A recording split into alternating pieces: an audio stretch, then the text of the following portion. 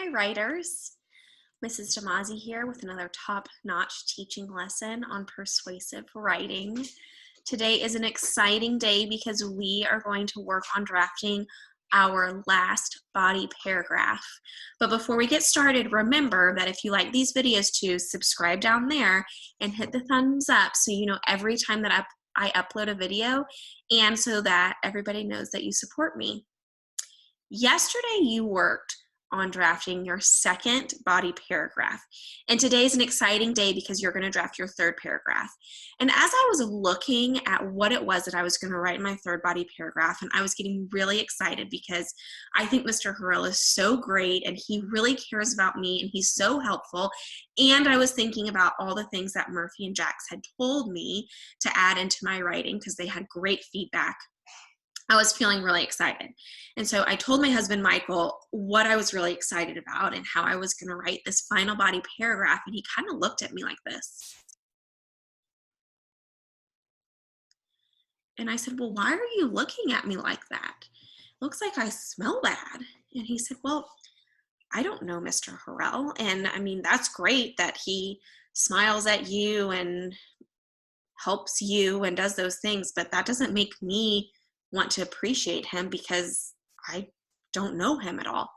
And I thought, oh my goodness, you're right. Those things matter to me because I see Mr. Harrell every day. So when he smiles at me, that makes me feel good because I see him every day. But somebody who doesn't know him or see him every day may not understand why that's important or why that's special or why we should appreciate him because of that. So then I started thinking, oh man, this third paragraph that I'm going to write is the worst and I need to rewrite it.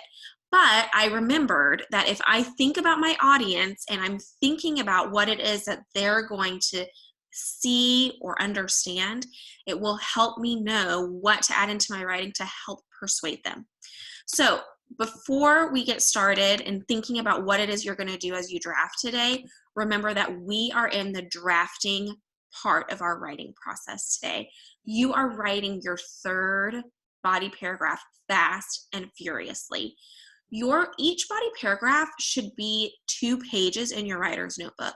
I actually had one of my friends in my classroom today message me and say, is it okay if my whole persuasive speech is only 1 page long? And I said, well, yes, it's okay, but it doesn't mean that you're going to be able to persuade somebody of your idea. So you want to make sure that you write really long with fast and furious fingers so that you have lots of information that's going to help persuade somebody of your idea.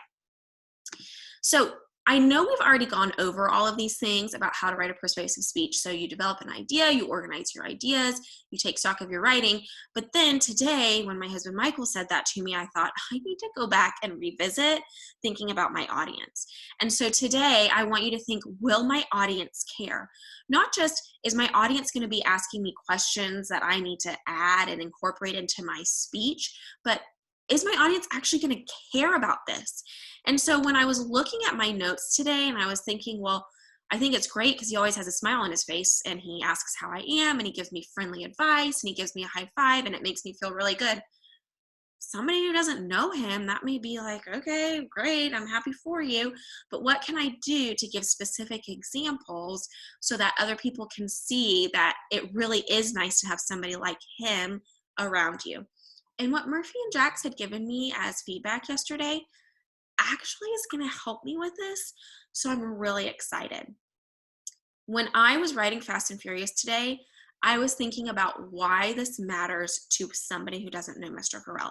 So I want you to notice how I've added in extra information today to make my audience really care about this and really want to know Mr. Harrell and really appreciate him.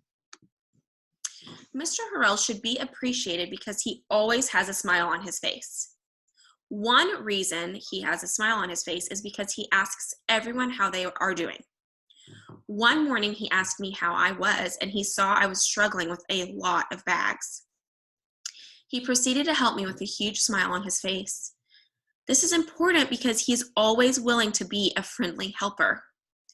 Another example of how he always has a smile on his face is when he gives friendly advice.